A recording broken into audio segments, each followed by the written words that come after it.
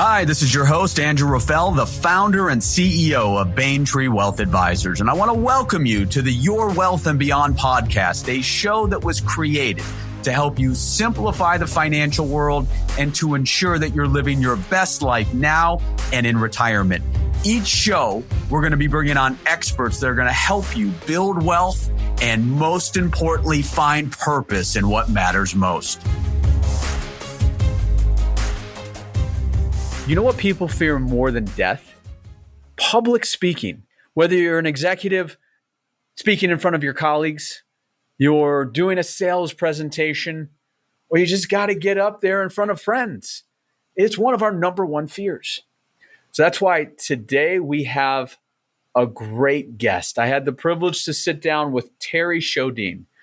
Terri is a self-proclaimed speech geek.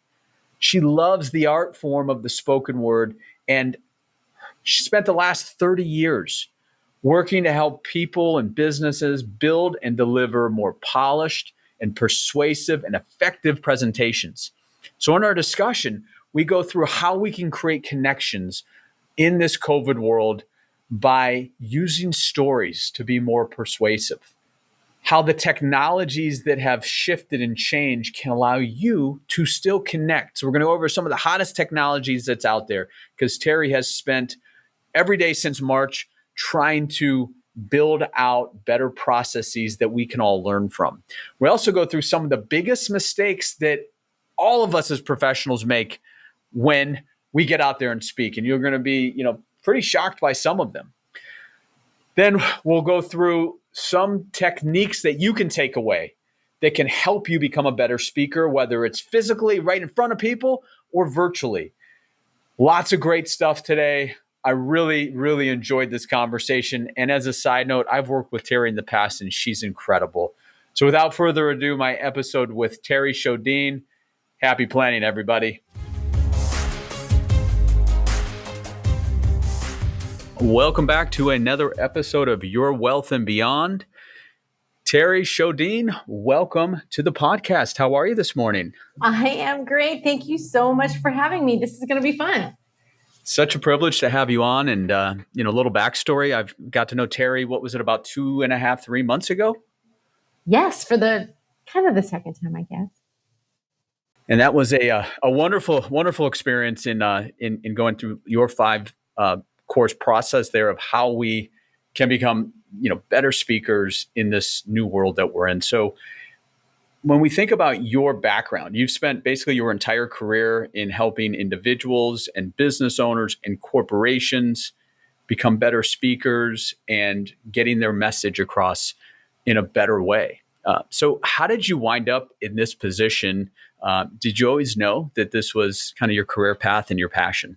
Oh, it's such a kind question. It allows me the opportunity to express my gratitude for my early mentors and coaches. But I guess early on, I was just so fortunate. I had a high school speech coach. His name was Jim Caforio, and he took 3 of us from the time that we were sophomores and really groomed us to be extremely competitive in speech and debate. So I followed that path when I got into college, and I competed in Lincoln Douglas debate and also in individual events on the speech and debate team. So I'm a total speech geek. I love the power and the influence of the spoken word. And I just stuck with it. I had the great fortune of working with a couple of different companies right out of college that promoted national speakers and sales trainers. And so I just made it my, kind of my intention. It was very clear that's what that careers that involved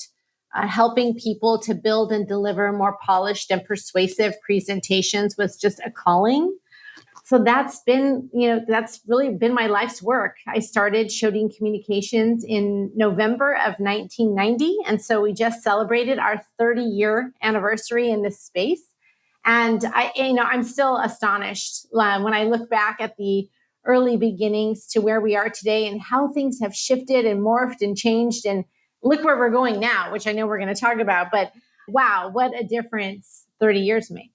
And yes, well, as much as things have changed, many things stay the same. So there's just a lot to kind of dive into here. Yeah, in 30 years, I mean, that's incredible. So congratulations, first and foremost.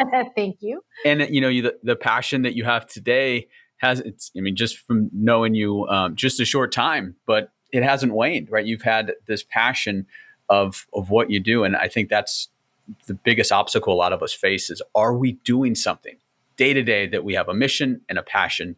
And just from your voice, I think the listeners can tell that you've got that passion. I love it. I feel like when you embrace the power of your presentation skills and how it can change not only your life, but the lives of others, then you can start to see that it's really a gift. And so, what I try to do is just help people to use their voice so that they can express whatever is important to them, whether it's selling a product, a service, a philosophy, an idea. Most importantly, when they're selling themselves, everybody is selling something. And I think that the word sales gets a real bad rap, but ultimately nothing happens until somebody sells something. And I think there's a really beautiful, very elegant way to communicate a message in a way that's not hard sell and still moves forward your intention. And that all lives under this umbrella of becoming a clear, concise, and compelling presenter. So that's kind of the hub. You hit it right there, because listener, if you don't have to be, this, a salesperson. You don't have to be on stages. What we're going to learn today are things that we all do. You're always, in a sense, like you said, Terri, selling yourselves. And so it doesn't matter where you are in your career, whether working, retired. I think we're going to learn some good nuggets today, and especially in this world we're in, as we come upon the almost end of this tumultuous 2020. I think everybody's ready to take a big sigh, a big deep breath, and focus on and turning the page of this year. But before we dig into some of the research that you and your team have put together, what can we learn? What have you learned in a year like this that's been unlike any other in your career? What have you learned that we can take and grow from as you've had to pivot your company, as well as then helping your clients across the globe? Wow, that's such a great question. I feel like the lesson that I've learned and continue to learn over the course of time is this message of resilience, to really try to figure out clever workarounds and new scrappy ways to face the headwinds that might we might have to step into. So I guess I can frame it with a little backstory. So, as you know, this has really been my life's work, but about 18 months ago, almost 24 months ago now, we launched a pretty extensive research project to explore the impact of making a mistake when delivering a presentation. Like, okay, so if you make a presentation mistake, is it a big deal? If it is, why? If it's not, why not? And how have things changed? And it was just a really fun project where I got to work with business professionals from all walks of life, and whether they sold a product or a service or a cause, people from multiple generations.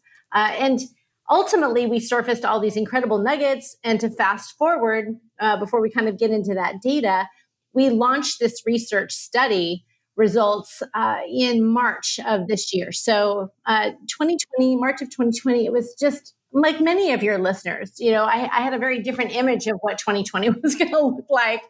And everything just ended. It was just this incredible launch. And then one by one, day by day, every meeting canceled, every conference canceled, every interview was canceling. And I remember almost feeling just shell shocked for about 2 weeks. And I thought, oh my gosh, what am I going to do? Because I make my living meeting with people one-on-one, small group, large group, huge conferences. Like, I'm a people person. This is my gig. So being in lockdown was not only, I just felt frozen. And then I just had to take a little bit of my own advice, speaker, heal thyself. And so I thought, okay, how can I get scrappy? How can I really be of service? And I think if you stay centered in how can you be of service, then you stop focusing on what you don't have and how you can contribute. And the answers somehow live there. So I took all this research data and started applying it to virtual presentations or hybrid presentations. And asked the hard questions. Are these common mistakes that people are making in person, are they also playing out live in virtual? And fortunately, when we did the research, initially we asked people, how do you typically present? Is it in person? Is it over the phone? Or is it virtual? And so we had some data nuggets to pull from, and then we applied that. And ultimately, it changes and morphs and grows every day, but it brought us to this place. So I know it's a very long answer, but to try to get there, to summarize it, I would say, to be resilient, to kind of stay scrappy, and then also always being kind of, when in doubt, go back to service. And somehow the answers just live there. And who would have thunk back in 2016, your book that you wrote, Scrappy, a little book about choosing to play big, would be so relevant in today's 2020. So you were kind of a little foreshadowing of where we are today. And, when you look at these mistakes that presenters make, whether we're on a stage or in a small group or now on the virtual, do you see that on the virtual side, one mistake or two mistakes are bigger than if we're in front of people? What do we have to look at there? Because this is, as we talked about previously, like a hybrid world we're going to be moving into, where it's not going to be all or nothing. But what can a listener do if they're going to be focused on having to do more Zooms or virtual, what they can do to not make these mistakes that may be magnified? Oh, it's such a cool question. Okay, so there are 3 benchmarks that we use to kind of assess a presentation. So if you're listening at home or you want to just pull over to the side of the road, here's some, I think, pretty meaty takeaways. There are, when somebody is listening to us present, they're listening to us through what I would call these benchmarks or these lenses. So the first benchmark is the benchmark of case. The second benchmark is that of creativity. And the third is delivery. So when we're talking about your case, we're really discussing, have you built a persuasive argument, a compelling message, something that wants to drive me towards listening more, towards taking action, towards engaging in conversation. And there are 4 common mistakes that live under this benchmark of case, and they include winging it, being far too informative versus persuasive, providing inadequate support, and failing to close the sale. So before I kind of go into that category, what I wanted to do is just let your listeners know, I didn't accuse people of making these mistakes. These are things that people self-identified as being an issue that cost them the win, the deal, the opportunity, or the job in the job interview. So if you've ever committed the mistake of winging it, or being far too informative versus persuasive, or providing inadequate support, or failing to close the sale, then you're perfectly normal. Just know that that's something that happens quite often. Right. And well, on the informative side, if you're being too informative and you have somebody who's watching you virtually, you're going to lose them, right? Because it's a lot harder to lose them when they're in a room. They can't pull out their phone and be that rude. But guess what, right? They're just a click away from searching Google or checking out scores or just saying, you know what, I'm done. So it's a critical piece. And I think, from the standpoint, even in our industry, the financial services, we know the jargon, right? We know it, the common person doesn't. And so that's something we constantly have to do. And it doesn't matter what industry you're in. So like, what can we do there in that case, that like on the too informative and then the winging it side, like what can we do to better ourselves on that? I love it. So that leads us to that second benchmark, right? So the second benchmark is the benchmark of creativity. And there are 4 mistakes that live under that umbrella, which include misusing the allotted time, being boring, relying too much on visual aids, and failure to create connection. And ultimately, the issues of case and creativity, they lean on each other. So for example, when we were looking at the overall data, there were 3 mistakes that people self-identified above all others. And they were winging it, concluding versus closing, and being far too informative versus persuasive. Now, that's interesting, and they all live under the umbrella of case. But what's more significant is that when we asked the same business or salespeople, okay, who better to judge salespeople than other salespeople? So when you're the listener, when somebody is presenting to you, is there any specific mistake that stood out when someone else was presenting to you that kind of made you think, oh, yeah, I don't know if I want to work with them, or I don't know if I want to partner with them, or I don't know if I want to move forward with them? And the number one mistake that business and salespeople noticed in others was that their presentations were boring, boring, boring, which lives under this benchmark of creativity. And I just think it's really funny that most people said, oh, I'm overly informative, but other people are boring. And we call this the third party effect because a lot of times we just don't see ourselves as others see us. And, we don't really kind of look at ourselves through that same lens. So creativity is a key element to meeting the needs of a great presentation. It's not just your case, but it also requires you to tap into that creativity as well. Well, and that's where storytelling can become a big component of a successful presentation, a successful connection. Would you say that's helpful? Oh, absolutely. And what I think is really key here is you can tell a story, and sometimes people are like, where are they going with this story? But what's really critical is when you pair a logical, persuasive argument with a wonderful story or illustration. And it's the marriage of those two things that come together that really make an argument or a presentation compelling. And then that kind of leads us into that third benchmark, which is delivery. And that's your style, your personality, all of the fun things that really make you you. We always say that people buy people. And how else do you communicate your peopledom if not through your delivery skills? So it can be things like distracting gestures or body language, believe it or not, on a presentation that's via Zoom, wearing inappropriate dress. There could be technology or equipment failures, and then, of course, verbal missteps. And it doesn't mean that you're supposed to be perfect. And I don't want to leave this delivery section, this third benchmark, without addressing this idea of perfection. I mean, I'm not perfect, far from it. I make mistakes all the time. But I think that the goal is to create the connection. And so if we just set a goal in 2021 as we're moving forward to just kind of level up our skill set a little bit, think about our case, think about our creativity, think about our delivery, think about leveling up to the next space, and we can really set ourselves up for success in 2021.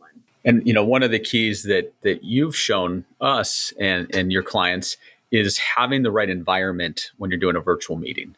And we'll get into a little bit of the technology as we move forward there, but part of it is just making it welcoming, having that trust factor, having the camera at the right angle, smiling, and and it's not easy to do. So going back to that winging it, you have to practice it like a muscle.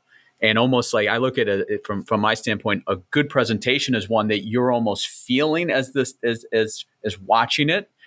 You're almost feeling that they're winging it, but the presenter knows exactly what they're doing because they've done it time and time and time again. And it didn't just happen overnight. Just like any, elite athlete, they're practicing to make it look like it's so easy.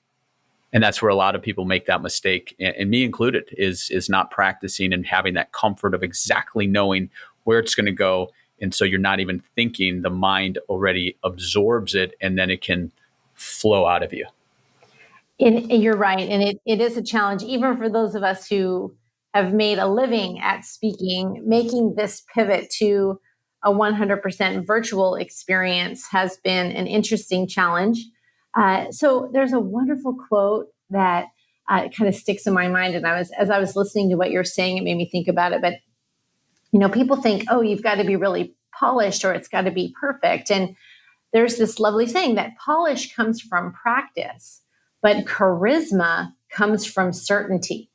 And so you can be a very polished presenter, but when you become this charismatic speaker is when you do exactly what you just mentioned. Now you own that content, you own the material. It doesn't feel incredibly rehearsed. It actually morphs to a place of elegance, like a dance where you put your little magic, that X factor, into that content. And it takes it from being this stiff, rigid material or that traditional, boring, kind of winging it type presentation into something where it expresses confidence and competence and joy, where people say, I just get that you love what you're doing and you're really knowledgeable, and it just seems like this is your wheelhouse.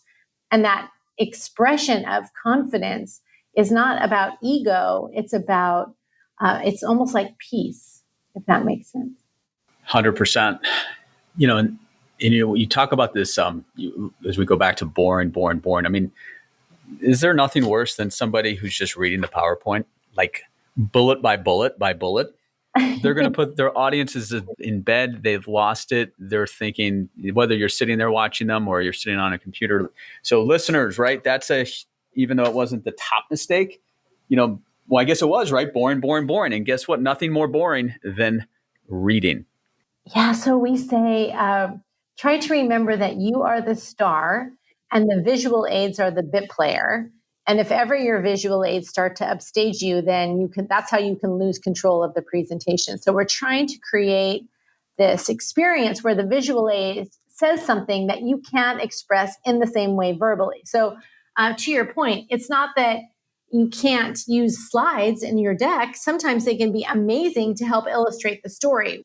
When it becomes problematic is when it's text slide after text slide after text slide. Like nobody wants to look at that. So it's about imagery. And when somebody says to me, well, how do you decide what do you keep and what do you delete? I always ask, run it through this test. Is it important to the story? And if it's really important to the story and it helps the story to progress, meaning the overall presentation or the overall narrative, if it's important to help you to create those bridges to drive progression in the story, then you can keep it. If it's just a cheat sheet to help you get through your own content, then that's when you need to pull it out. So that's kind of the litmus test that we put them through. Right. And that's when you got to go back to practicing. So you don't need that. What we've done is we've pivoted for now having to do more webinar educational for clients and prospective clients, is that we've used a lot more visual, but it's these big, beautiful pictures. And so what the thinking there is, when I'm on stage or talking in front of them, I want less slides because I can connect with them. And that's what and you tell me if I'm wrong, but that's how you build that connection. Less slides. You want them focusing on you and connecting. With the virtual, what we've seen is having a lot more slides, but very visual pictures, and a lot of them, so that you're keeping them engaged, one would say. And I right, wrong, or indifferent, don't know if that's the correct path. What are your thoughts on that, of using more slides but pictures when you're doing more of an educational piece where you're trying to connect pictures as well as then going back to them seeing you as the presenter? It's a great question. So I want to answer that question in a couple of different ways, if I might. So without speaking to any specific brand, some people are using internal presentations where they use a strategy like Teams or a platform like Teams. And then there are other platforms like Zoom. So Teams is really great for internal. I think a Zoom is better for an external or larger group presentations. But what we're finding is three things. Number one, shorter is better. The attention span for somebody on a virtual presentation typically doesn't exceed 30 minutes unless you have some pretty engaging Q&A. And then it can go longer, but then that's question and answer driven. The second thing is that reason that Zoom is so popular and is preferred over like a traditional old school webinar is that there is that interaction, that when you see the person's face on the screen, you're having eye contact with them and the camera and the people that are involved. They're unmuted. They're engaged in the conversation. That's when it's working. When they're tuning out is when there's just too many slides. It's a flat webinar strategy. There's just one person talking, and sometimes it's getting even worse. Like we're seeing some data and hearing some feedback where people are saying, oh, we thought it was going to be really cool if we did a pre-recorded video, and then people actually use the pre-recorded video as an excuse to get up and use the restroom, right? It's like, it just looks like bad, low production television. So you have to really think about what's your intention. And so what we're seeing more often than not is if you want the relationship to progress, it's got to be that kind of as close as possible to a face-to-face experience that you can create virtually so that they feel like, oh my gosh, that was such a great meeting. I got so much out of it. I felt like we were having a great conversation. We were really connecting. And guess what? I didn't have to get in my car. I didn't have to fly there. I didn't have to deal with traffic. And when you make it so that it feels like, oh my gosh, that was a better experience than if I wasn't forced to use it virtual, then it becomes a gift. Then it becomes a bonus. And people are like, oh, that was awesome. I got the same thing done and I didn't have the same costs and I didn't have the inconvenience. So that's when you can really pivot it and make this a huge win rather than just checking the box.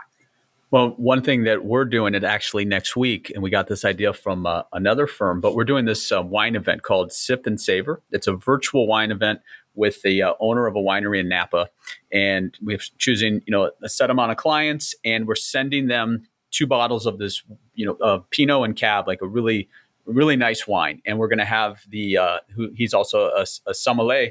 I always pronounce that word wrong, so apologize on that, but we're going to basically be bantering back and forth, but it's going to be a Zoom, really intimate. And then each of these clients that are, special to us, they're going to have a friend that's in their bubble that's going to be with them, that's going to share the wine with them. No real business talk, right? But they're going to get to see Baintree, my firm, that we're real people. And they're going to see other people just like them. And we're going to have a fun experience. So it's this more intimate event versus what I would normally be doing right now is we'd be getting ready for our large client holiday party where we'd have, over 100 people and guests there. So this is just a way for us to pivot, do something smaller and really build that connection, as well as hopefully, get some prospective clients that are referred to us where we might be able to help them.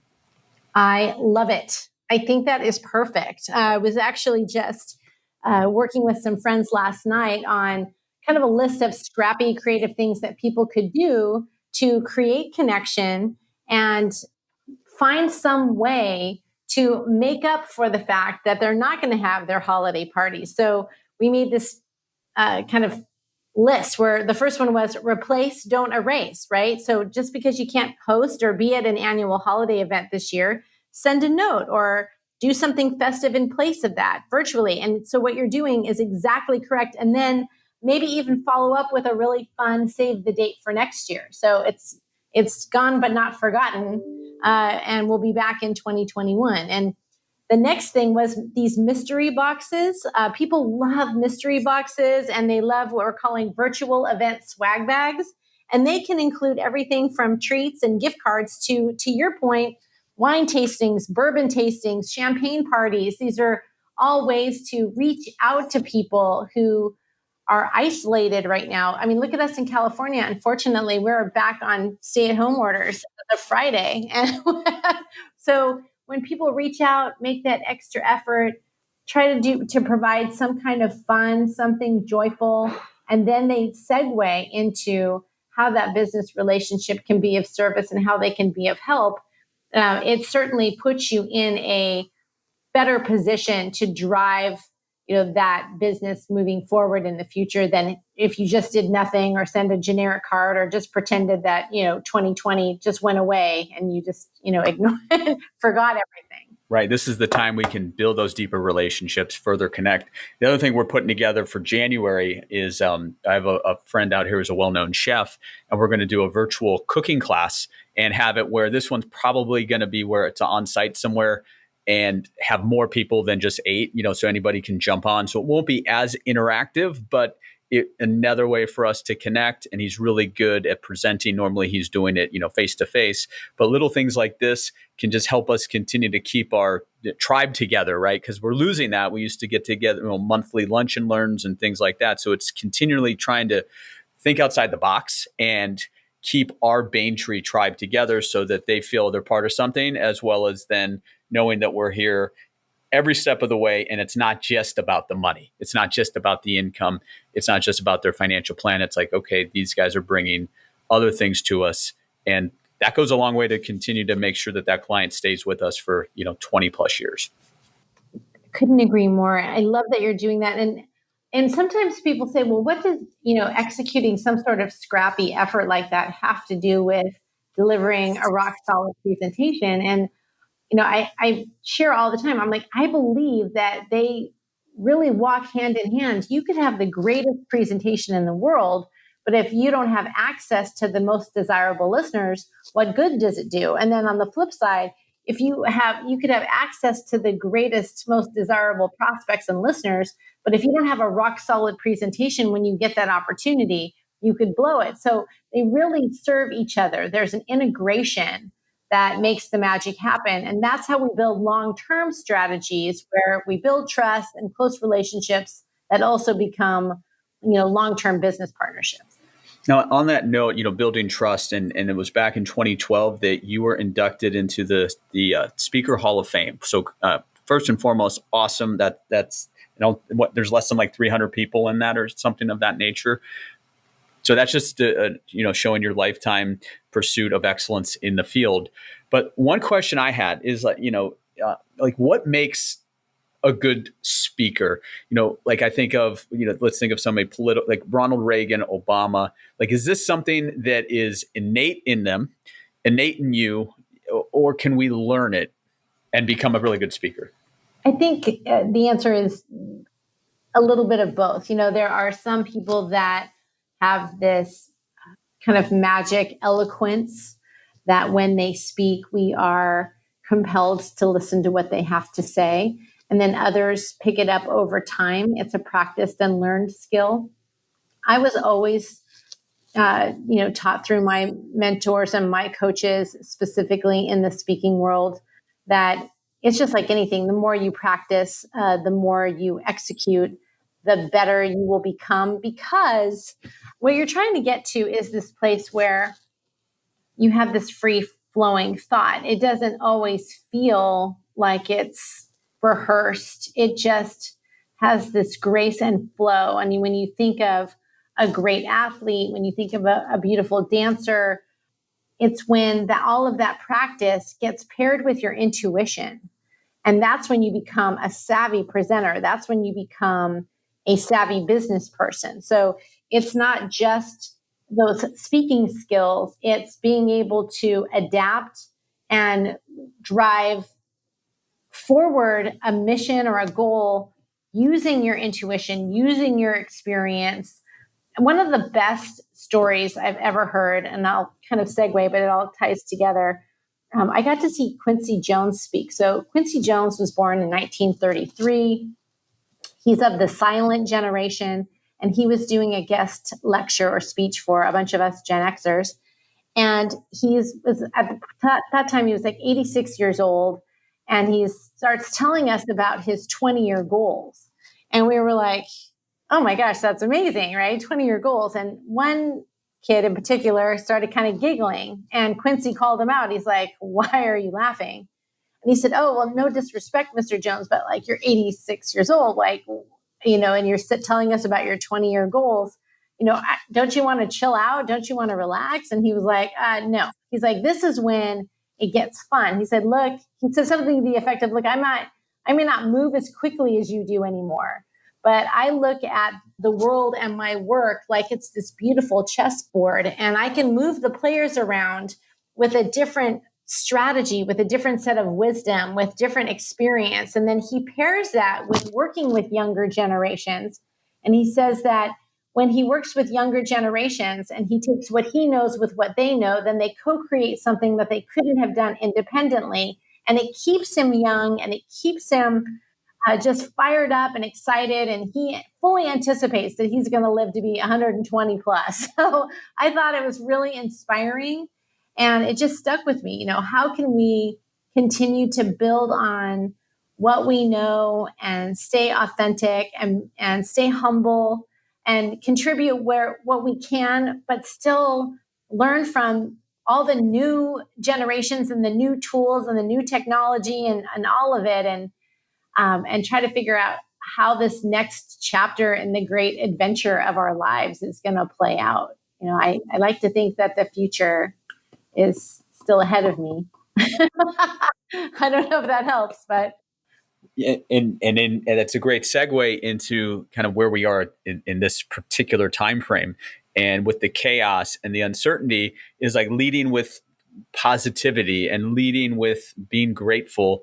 That's what people are longing for. So you exude that, right? You can't fake it, but people in today's time, like you guys are on lockdown for the next few weeks, right? So how do we stay positive? That's the messaging, right? We've got to figure out how we can bring that message to your audience because they are longing for that.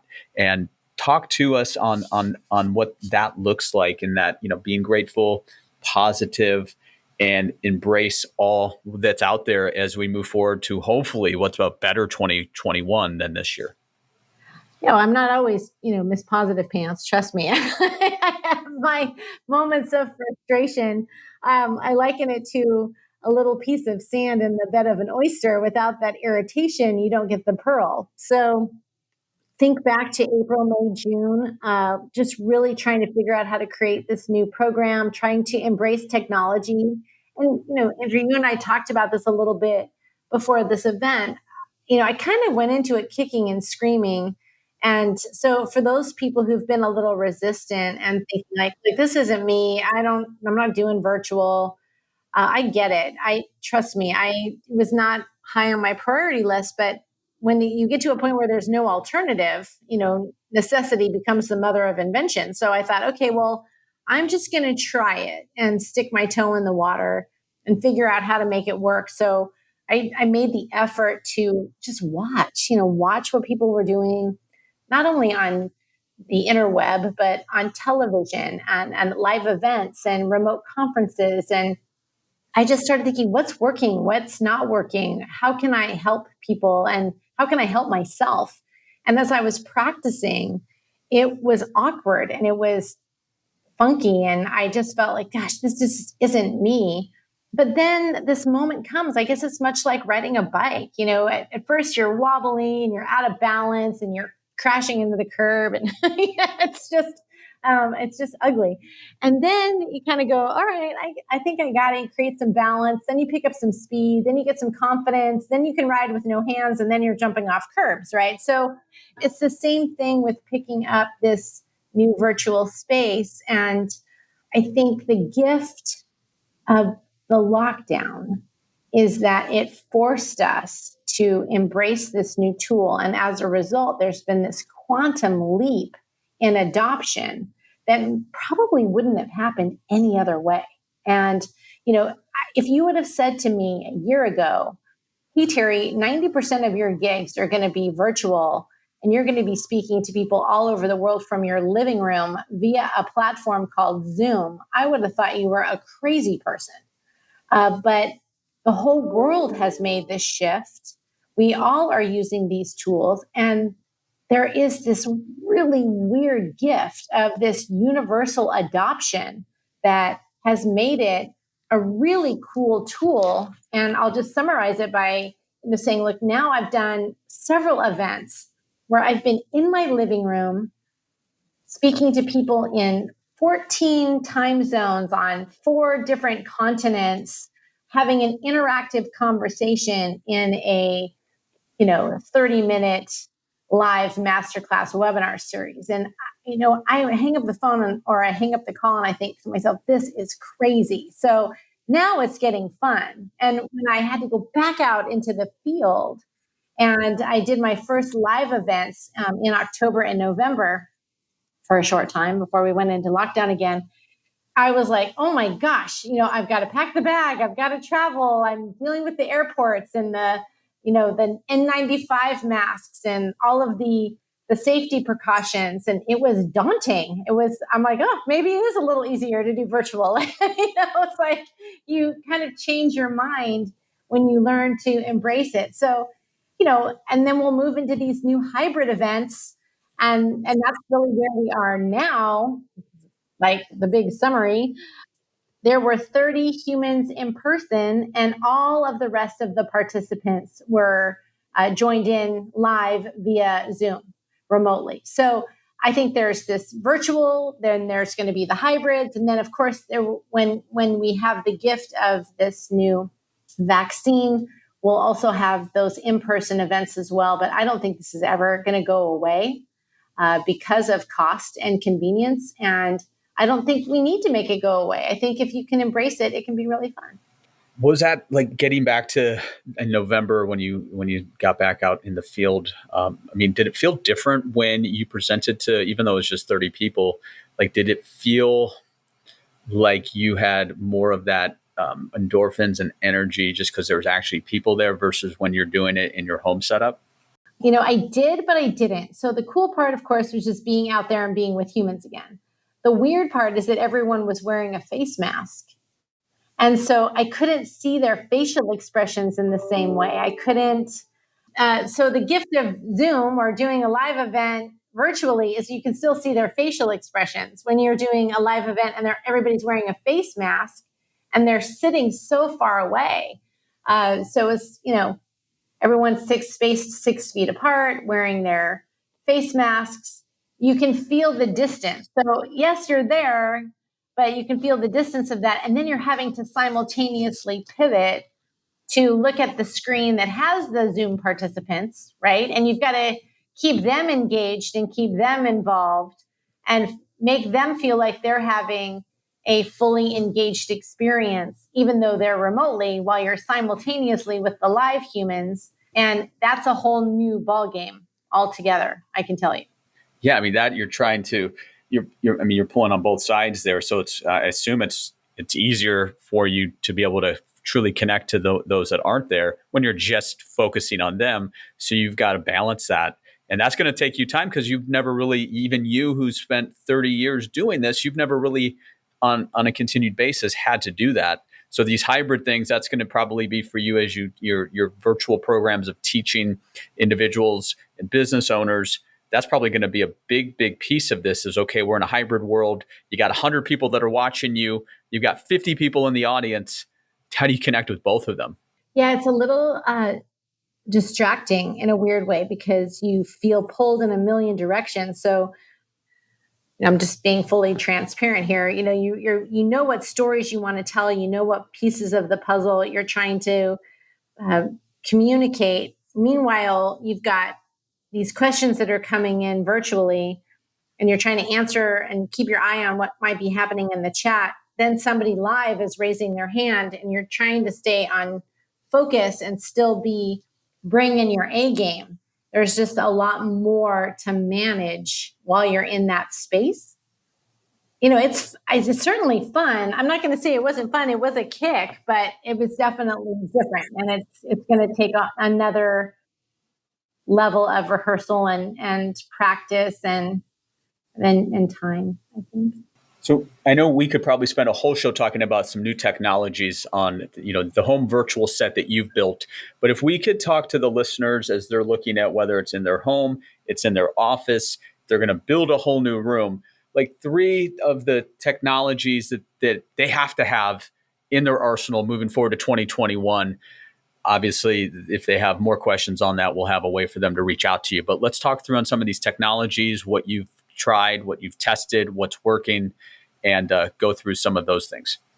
Where we've been has been just trying to figure it out, right? So in fairness, most people have just been turning on their computers, tinkering with Zoom. Maybe they're using slides, pivoting to occasional videos, using polls. Those are your kind of like standard operational online virtual presentations. Maybe, you have a blank wall in the back.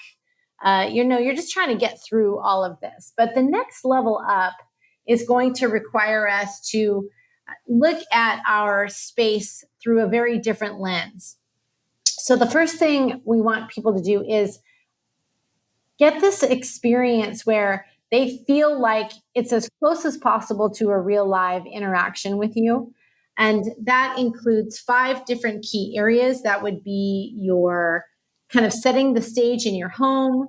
Your lighting has to be clear, the clarity of your whole video screen image, your sound, and your gear. So one of the cool little takeaways is I want to encourage you to just set up a practice session with a colleague and then just look at the overall surroundings. So you could be like, hey, maybe your lighting is a little dark, or maybe you have what's called shadow face, where half your face is lit and the other half is kind of dark. Or you know what, that background is just, it doesn't enhance your branding. So maybe we want to level up your background. Maybe your camera is the standard camera that came on your computer. So you want to get at least a 1080p or a 4K camera that you can use, that's going to give greater clarity.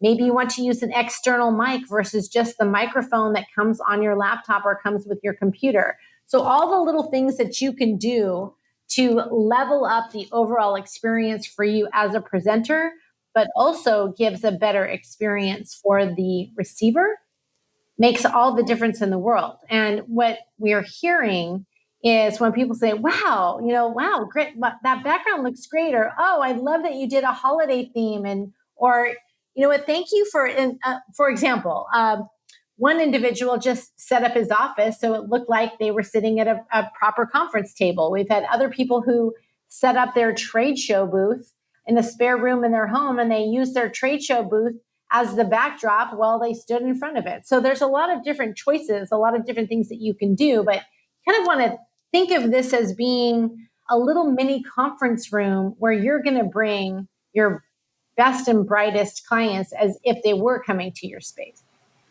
Yeah, and one thing, listeners, please don't use the webcam on your laptop. Please, please, please. That is a no-no, because we've made that mistake ourselves. So, like, if you were thinking about these webcams, and I know it's been, some of them are out of stock, but you would say spend a little bit more for a higher quality, because that's going to help resonate and bring and help build trust?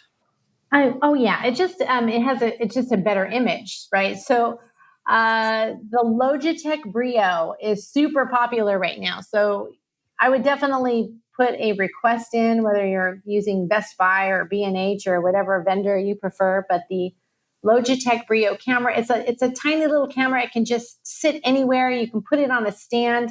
It really gives you a lot of flexibility. It just plugs right into your computer. It's a very simple setup.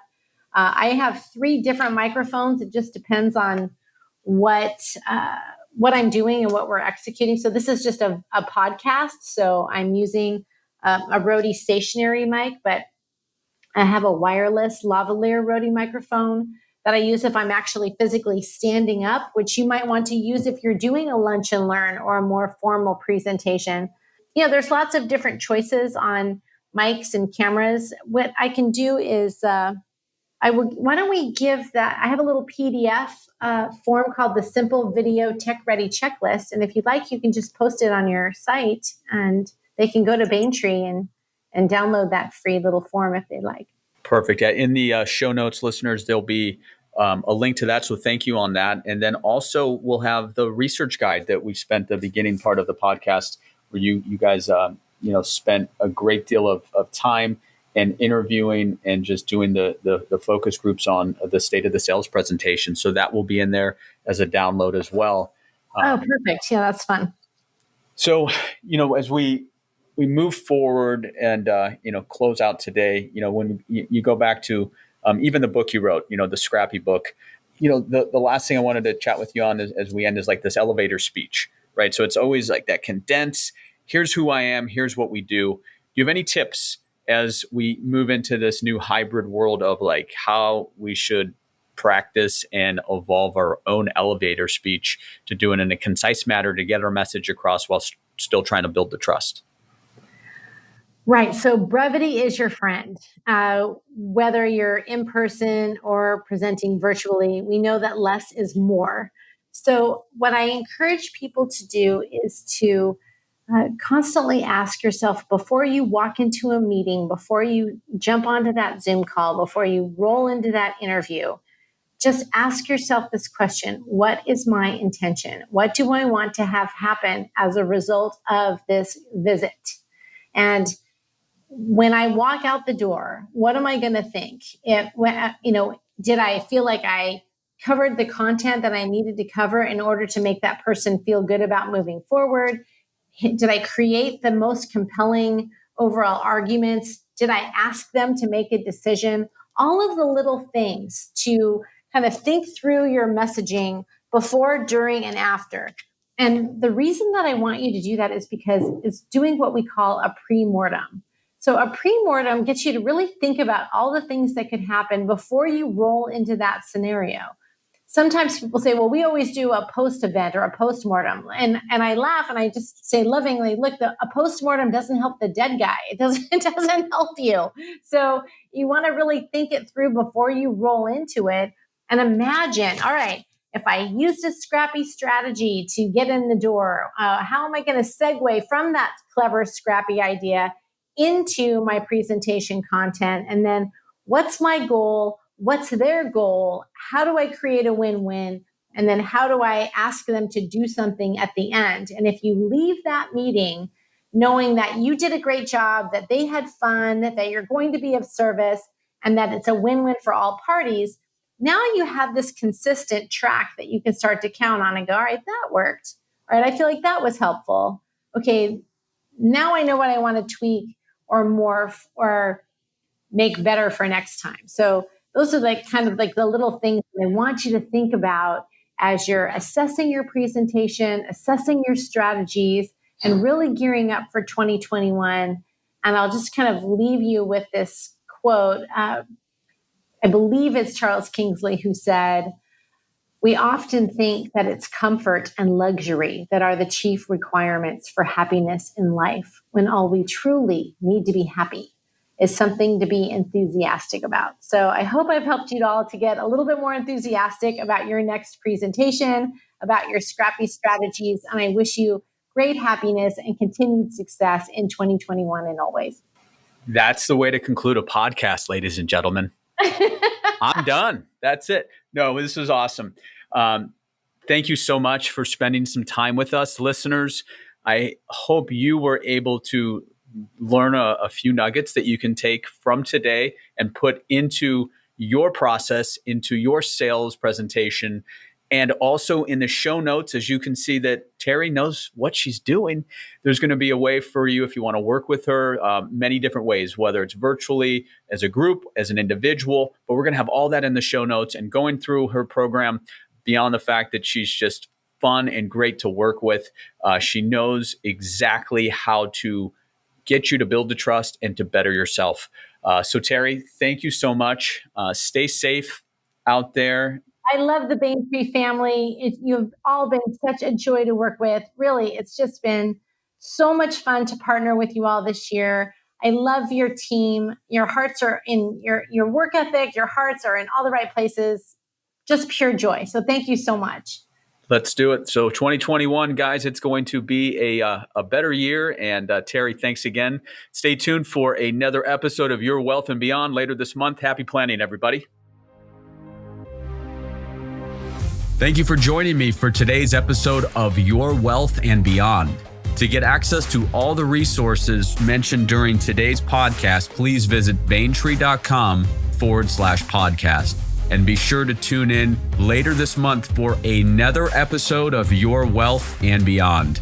Investment advice is offered through Baintree Wealth Advisors, LLC, a registered investment advisor. Insurance and annuity products are offered separately through Baintree Planning Group, LLC. Baintree is not permitted to offer, and no statement made during this show shall constitute legal or tax advice. You should talk to a qualified professional before making any decisions about your personal situation.